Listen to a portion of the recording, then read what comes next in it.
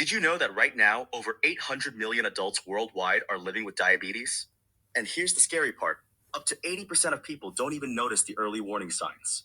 Today, we're diving deep into diabetes awareness, prevention strategies that actually work, and practical tips you can start using right now.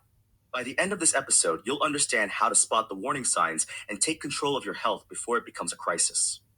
Those numbers are staggering. And what's even more concerning is that global diabetes prevalence in adults has literally doubled from 7% in 1990 to 14% in 2022.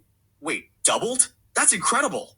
What's driving this massive increase? Well, according to recent research, it's a perfect storm of factors: unhealthy dietary habits, physical inactivity, increasing stress levels, and rising obesity rates. But here's what people need to understand: there are two main types of diabetes, and they work quite differently. Could you break that down for us? Sure. Type 1 diabetes happens when the body attacks the pancreas, which produces insulin. Without insulin, the body can't process sugar properly. Type 2, on the other hand, occurs when the body doesn't respond well to insulin, even though the pancreas still makes it.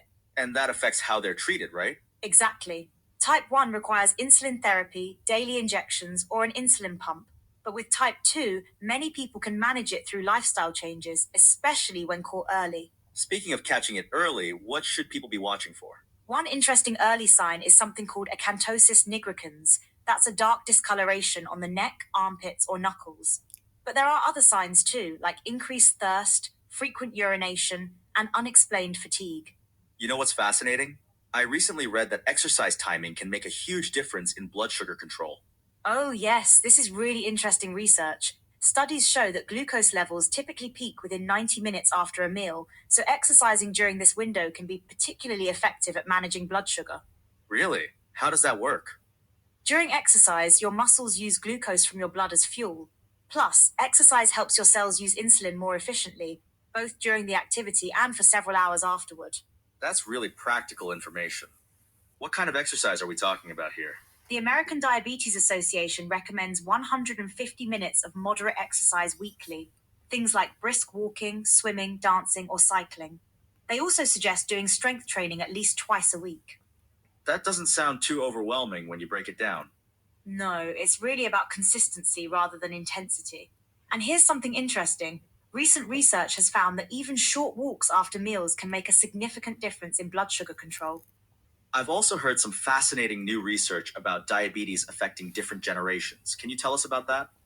Yes, there's actually a very recent study from Karolinska Institute showing that sons born to mothers with type 1 diabetes may develop early vascular dysfunction even before any metabolic issues appear. That's surprising. Does this affect daughters too? Interestingly, no. The study found it was a sex-specific effect. Only sons showed these early vascular changes. Let's talk about prevention. What can people do to lower their risk? The American Diabetes Association recommends that people with prediabetes aim to lose at least 5% to 7% of their body weight. Research shows this can lower the risk of developing type 2 diabetes by almost 60% over 3 years. Those are pretty significant results. They are, and it's important to note that these changes don't have to be dramatic. Small, consistent steps in the right direction can make a big difference. What about monitoring? How often should people check their blood sugar? According to the latest guidelines, people with prediabetes should be monitored at least annually. For those with pre-symptomatic type 1 diabetes, it's recommended to check A1C about every 6 months. And what about exercise monitoring? It's recommended to check blood sugar before, during, and after exercise, especially if you're on insulin. This helps you understand your body's patterns and responses. That makes sense. What about diet? Any specific recommendations there? The key is maintaining a balanced diet with consistent carbohydrate intake. It's not about completely avoiding certain foods, but rather about making informed choices and understanding how different foods affect your blood sugar. And timing matters there too, right? Absolutely. Regular meal timing helps maintain stable blood sugar levels. It's also important to coordinate meals with medication schedules if you're taking diabetes medications.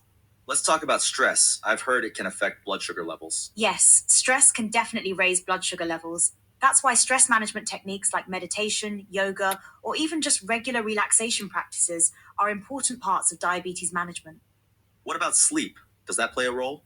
Absolutely. Poor sleep can affect insulin sensitivity and make it harder to maintain healthy blood sugar levels. It can also impact food choices and exercise motivation the next day. These all seem like interconnected factors. They are. That's why a holistic approach to diabetes management is so important. It's not just about blood sugar, it's about overall lifestyle and health habits. What about new developments in diabetes care? Any exciting research happening? Yes, there's actually some groundbreaking work happening. The WHO just released its first global guidelines for managing diabetes during pregnancy, which affects about 1 in 6 pregnancies worldwide.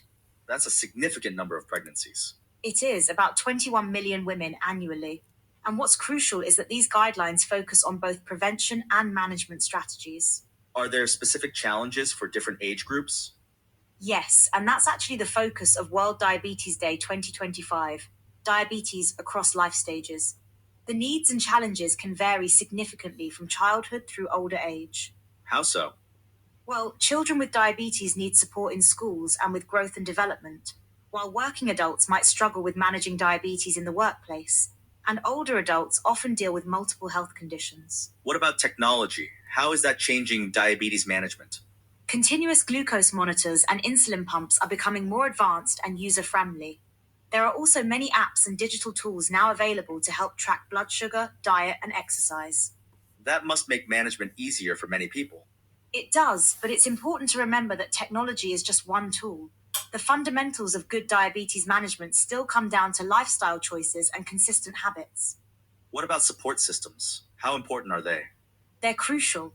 Having a good support network, whether it's family, friends, or diabetes support groups, can make a huge difference in managing the condition successfully.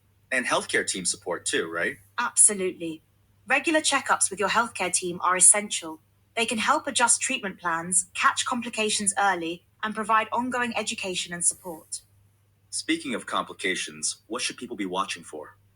Key things to monitor include vision changes, slow healing wounds, numbness or tingling in feet, and any changes in kidney function. Early detection of these issues is crucial for successful treatment. That's really important information. Yes, and it's why regular screening and monitoring are so essential, even if you're feeling fine. As we wrap up, what's the most important takeaway for our listeners? The key message is that diabetes is manageable, and early intervention makes a huge difference. Don't wait for symptoms to appear. Be proactive about prevention and regular screening. And what's one action step people can take today? Start with a simple walk after your next meal. Remember, those glucose levels peak within 90 minutes of eating, so that's your window of opportunity to make a difference. That's something anyone can do. Exactly. Small changes